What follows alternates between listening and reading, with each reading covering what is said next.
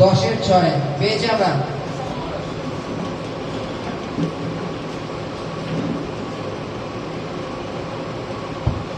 Hallelujah, পেয়েছি আমরা।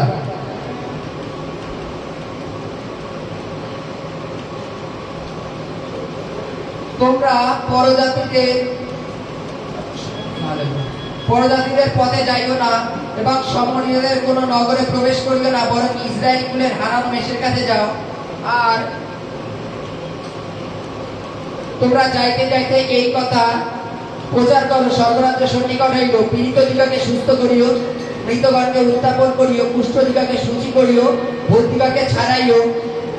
তোমরা বিনামূল্যে পাইয়াছ আর বিনামূল্যে দান করিও। হালেলুয়া।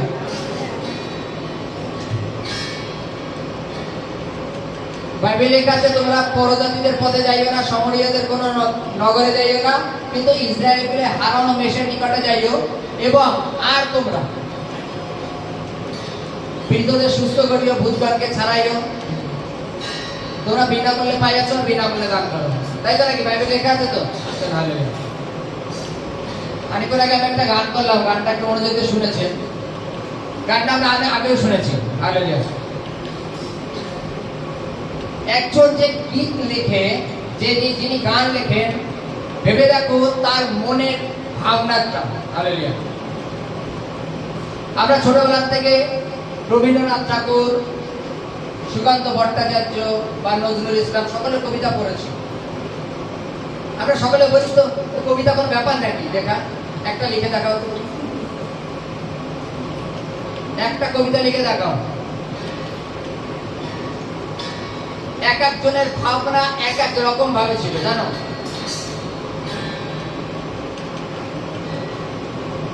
আজকে তদানুসারে যিনি গীত লিখেছেন, প্রথমে তার ভাবনাটা ভেতরে আসে, তারপরে গীত হয়, জানো নাকি? চলো হালেলুয়া। যদি আমরা আসিফের গান দেখি, হ্যাঁ, বাংলাদেশে আসিফের গান যদি শুনি, বেদনা ভরা গান, তাই তো নাকি? মানে তার জীবনে বেদনা বলে বেদনা ভরা গান লিখেছে, তাই তো? যার জীবনে আনন্দ থাকে সে আনন্দ ভরা গান লিখে, যার জীবনে, হ্যাঁ, যাদের জীবনে দুঃখ তারা এই গানগুলো শোনে, তাই তো নাকি? যাদের মধ্যে যারা প্রভুকে ভালোবাসে তারা ভালোবাসার গীত শোনে প্রভু।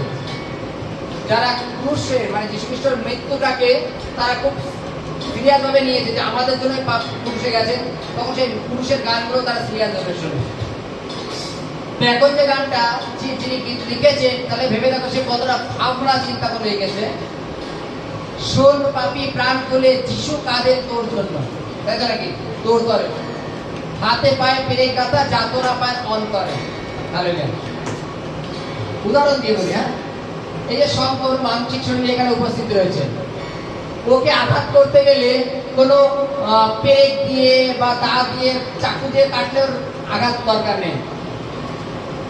ওর বাড়ির পরিবার লোক দু একটা একটু হাটে লাগা মানে হৃদয় লাগা কথা বলেও তো দেখো এমনি আহত হয়ে যাবে, মানো আঘাত পেয়ে যাবে, জানো। ওকে যদি এখন ওর মা বলে তুই পরিবারের জন্য কি করেছিস বল, সারা জীবন তো বউ বাচ্চায় খাওয়াই গেলি, আমরা তো কখন একটা সুতো কিনে দিবি, তখন শঙ্কর চেয়ারে বসে থাকবে, কিন্তু আর এক পেছনে সরে যাবে, হবে না? হয়তো নাকি? আঘাত করতে হয় না, কিন্তু সেটা লেগে যায়। আজকে আমরা যীশু খ্রিস্টকে বারবার ঠিক এইভাবে আঘাত করেছি, যে প্রভু আমাদের জন্য কি করেছে। হালেলুয়া।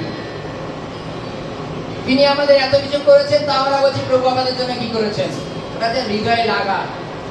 শুধু তোমরা হাতে পেরেক লাগা ওটাই দেখছো, কিন্তু যারা দোষারোপ করলো যে একে পুরুষে দাও তাদের কথায় পুরুষে দিয়েছে, পেরেকের ব্যথাটা এত ব্যথা লাগেনি, কিন্তু যারা বলেছে পুরুষে দাও সেই কথাটা তার ব্যথা লেগেছে।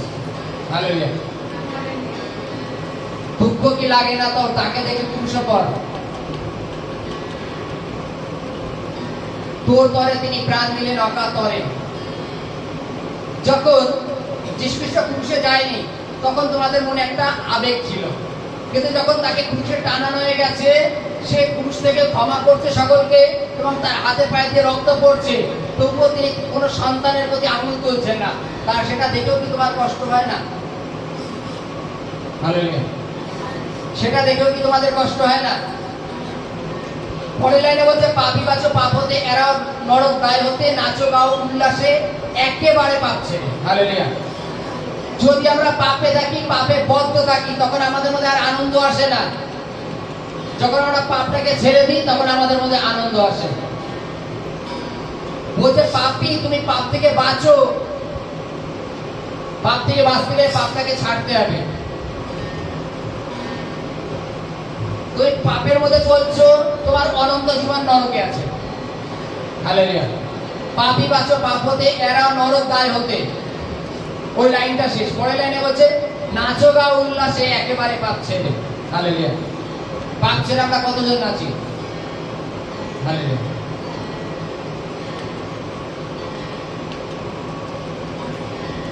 এখন যে বাক্যটা বললাম না, বলছে তোমরা প্রচার করতে যাও। প্রথমে কি বলছে? পরজাতিদের পথে যেও না, সমরীদের নগরে যেও না, কিন্তু ইসরায়েল কুলের হারানো মেষের কাছে যাও। আর গিয়ে প্রথমেই বলো যে স্বর্গরাজ্য সন্নিকট। হালেলুয়া। স্বর্গরাজ্য সন্নিকট।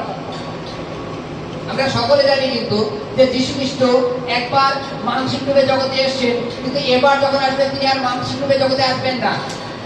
তিনি মেঘযোগে আসবেন এবং যতজনকে তিনি ধার্মিক দেখবেন ততজনকে তিনি স্বর্গে তুলে নেবেন, আর যতজন পাপী আছে সকল পাপীকে তিনি বিনাশ করে দেবেন।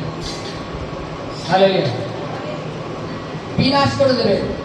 তাই বলে নিজে এভাবে মারবে না, সমস্ত পাপীকেই রেখে দেবে। রেখে দিলে সেখানে কি হবে? হালেলুয়া। সেখানে কি হবে? যেমন উদাহরণস্বরূপ মনে করো, সমস্ত প্ল্যাটফর্মের এখন দোকানপাট ভেঙে দিচ্ছে। মনে করো একটা চালিতে, মানে একটা বস্তিতে মনে করো 200 পরিবার ছিল, সেই 200 পরিবারের মনে করো দোকান ভেঙে গেছে। ওই ঠিক ওই বস্তিটা চারি সাইডে পাঁচিল দিয়ে আটকায় দাও, দিয়ে গেটে তালা দিয়ে দাও 1 মাসের জন্য। কি হবে জানো? ভেতরে ভেতরেই মারামারি করে। যদি বলে কেন? ওর ঘর থেকে চাল চুরি করে খাবে, খেতে গেলে ও মারবে, পাড়ার লোক এসে মারবে, এরকম করে নিজেদের মধ্যে দ্বন্দ্ব বেঁধে যাবে। রাঁধবে তো তাই তো নাকি? কিন্তু কিছু নেই তো। আর কে বুঝাবে? কেউ যদি ধনবানের মধ্যে থাকে তাহলে তো বুঝাবে, ওখানে কেউ তো নেই, সবাই তো দিনমজুরি ছিল। বলছে যে ইসরায়েল কুলের হারানো মেষের কাছে যাও, তাদের গিয়ে বলো যে স্বর্গরাজ্য সন্নিকট হইল। ইসরায়েল কুলের হারানো মেষ কারা? হালেলুয়া। ইসরায়েল কুলের হারানো মেষ কারা? হালেলুয়া। হালেলুয়া। হালেলুয়া। ইসরায়েল কুলের হারানো মেষ কারা? যারা ইসরায়েল ঈশ্বরের মনোনীত জাতি বা গোষ্ঠী ছিল, তারা ঈশ্বরকে জানতো, কিন্তু এখন জাগতিক অভিলাষের জন্য ঈশ্বর থেকে সরে চলে এসেছে, হারিয়ে গেছে। হালেলুয়া। হারানো মেষ। বলছে সেই হারানো মেষের কাছে যাও আর তাদেরকে বলো যে ঈশ্বরের রাজ্য সন্নিকট, মানে খ্রিস্ট দ্বিতীয়বার আসছেন। যদি তোমাকে ধার্মিক গণনা করা হয় তাহলে তোমাকে তুলে নেবেন, আর যদি তুমি পাপী থাকো তোমাকে জগতে এমন ভাবে রেখে দেবে লাস্টে নিজেরা মারামারি করে মরে যাবে। হালেলুয়া। এবং বাইবেলের কাছে তোমরা যেতে যেতে কি করবা? রোগীদের সুস্থ করবা, পীড়িত যারা আছে তাদের সুস্থ করবা, ভূতগণকে ছাড়াবা। কিন্তু এই ভূত ছাড়ানো বা রোগী সুস্থ করা এগুলো বিনামূল্যে করিও, কেননা তোমরা বিনামূল্যে পাইয়াছো। হালেলুয়া। স্বয়ং যীশু খ্রিস্ট তার শিষ্যদের যখন প্রেরিত পদে নিযুক্ত করছিল, বাইবেলের কাছে এই যে অনুগ্রহ সুস্থ করার সামর্থ্য আমি তোমাদের বিনামূল্যে দিয়েছি। এর জন্য কি তোমরা কিছু পে করেছো? করনি। ফলে তোমরা বিনামূল্যে দান করবে। আজকে আমরা প্রতিনিয়ত ডাক্তারের কাছে গেলে ডাক্তার 300 টাকা, 400 টাকা, 500 টাকা ভিজিট নেয়। কেন নেয়? তারা বিনামূল্যে পায়নি। ডাক্তারি পড়তে গেলে তারা 15 লাখ, 20 লাখ, 30 লাখ টাকা লেগেছে। দ্বিতীয়ত তারা অনেক বই খাতা সময় নষ্ট করে চোখে তেল দিয়ে পড়েছে। সে যখন খরচা করে পড়েছে ওর জন্য তার তোমার থেকে ভিজিট নেয়। তোমার থেকে হয়তো সে এত 30 লাখ টাকা খরচা করে পড়াশোনা করছে, সেই 30 লাখ টাকাটাকে 30 কোটি টাকা সুদে আসলে তোমার কাছ থেকে নেবে। 300, 600, 500 করে নিতে থাকে। আজকে বিভিন্ন মন্ত্রবেত্তাদের কাছে যখন আমরা যাই, জানি তো মনে করো বিভিন্ন সাধকের কাছে যখন যাই, এই সাধকরা টাকা নেয় জানো কেন নেয় জানো? তারা যখন তাদের গুরুদেবের কাছ থেকে ওই মানে শিক্ষা গ্রহণ করে, তখন তারা তাকে অনেক কিছু পে করতে হবে। বাজার থেকে এটা কিনে নিয়ে আসো, এটা কিনে নিয়ে আসো, এটা এইভাবে যোগ্য করা হবে, এ করা হবে, এত রাত যোগ্য করা হবে, এ করা হবে, তারপরে কিন্তু তারা কালা জাদুর শক্তি পায় জানো জানো তার জন্য তারাও পয়সা নেয়। কিন্তু বাইবেলে বলছে তোমরা বিনামূল্যে পাইয়াছো আর বিনামূল্যে দান করো। বিনামূল্যে আমরা কি পেয়েছি? বিনামূল্যে পেয়েছি আমরা ঈশ্বরের অনুগ্রহ। বিনামূল্যে কি পেয়েছি? ঈশ্বরের আশীর্বাদ। হালেলুয়া। বলছো তোমরা বিনামূল্যে পেয়েছো আর বিনামূল্যে দান করো। আমরা যখন পীড়িতদের উপরে তখন হাত রেখে সুস্থ করে, আমরা যেন তার জন্য কখনো পয়সা না নিই। বাইবেলের কাছে ভূতগণকে ছাড়াইও। ভূত ছাড়ানোর কথা বলে অনেকে হাসে, তাই তো নাকি? বাইবেলের লেখা আছে ভূতগণকে ছাড়াইও। হালেলুয়া। এবং তার জন্য তোমরা কখনো কোনো কষ্ট নিও না, চার্জ নিও না, কারণ তোমরা বিনামূল্যে পাইয়াছো, বিনামূল্যে দান করো। আজকে আমরা ঈশ্বরকে কি দিতে পারি? কিছুই না। তিনি আমাদের দিয়েছেন, আমরা শুধু ভগ্ন অন্তঃকরণটাকে তাকে দিতে পারি। যে প্রভু তুমি আমাকে যে আজ্ঞা দিয়েছে যে তুমি বিনামূল্যে পাইয়াছো, বিনামূল্যে দান করো, প্রভু তোমার সেই আজ্ঞাটাকে আমি পালন করছি, আমি বিনামূল্যে পেয়েছি আর বিনামূল্যে দান করছি। তোমার বাক্য আমার জীবনে কার্যকরী হোক। কিন্তু বাইবেলে বলছে হারানো মেষের কাছে যাও। হারানো মেষের কাছে গিয়ে কি বলো? ইসরায়েল কুলের হারানো মেষের কাছে গিয়ে কি বলো? আজকে যদি আমার এখনকার দিনে তো খুব কম, আগেকার দিনে ছিল এক একটা পরিবারে 8টা 10টা 15টা করে মুরগি থাকতো। সকাল হলে ছেড়ে দিত ঢাকটা খুলে, আর সন্ধ্যা হলে ঠিক মুরগি যাদের বাড়ি চলে আসতো। যেখানে ঘুরুক ঠিক বাড়ি চলে আসতো। এত কুকুরের উৎপাদন ছিল না, এখন তো কুকুর বেরোলেই খেয়ে নেয় কামড়ে। এবার যদি একটা মুরগি খুঁজে পাওয়া না যেত, ঠিক টর্চ লাইট নিয়ে খুঁজতে যেতে হতো যে একটা মুরগি ঢোকেনি, কোথায় থাকতে পারে। কেন? কেন সেই মুরগিটা হারিয়ে গেছে, তাকে খোঁজার দায়িত্ব আমাদের, তাই তো? এবং সে খুঁজে কি করো? বাড়ি নিয়ে আসো। আজকে ইসরায়েলের হারানো মেষরা তারা প্রভুকে ভুলে গেছে, প্রভুর মহিমাকে ভুলে গেছে, প্রভু যে আমাদের প্রত্যেকের জীবনে চমৎকার করতে পারে এটা ভুলে গেছে, প্রভু যে আমাদের বাঁচিয়ে রেখেছেন এটা ভুলে গেছে, প্রভু যে আমাদের অনুগ্রহ দান করেছেন এটা ভুলে গেছে। তাদের চেতনা দাও যে তোমরা প্রভু থেকে দূরে চলে যাও না, প্রভুর প্রতি ফিরে আসো, কেননা তিনি তোমাদের প্রেম করেন। তুমি তাদের বলো যে স্বর্গরাজ্য সন্নিকট। তুমি যদি মনে করো চলো পাপে চলছি, শিশু যবে আসবে দেখা যাবে।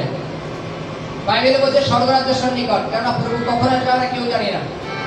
আমরা যদি মনে করি যে আমার বয়স এখন 40, আমি আর 10 বছর পরের থেকে গিয়ে ধার্মিকতা চালু করবো, আর এই 2 বছরের মধ্যে যদি প্রভু চলে আসে কি করবা? 2 বছরের মধ্যে যদি প্রভু চলে আসে কি করবা? 2 দিনের মধ্যে যদি আসে কি করবা? কতদিন অপেক্ষা করা যাবে? অতদিন অপেক্ষা করা যাবেও না, আর উচিত নয়।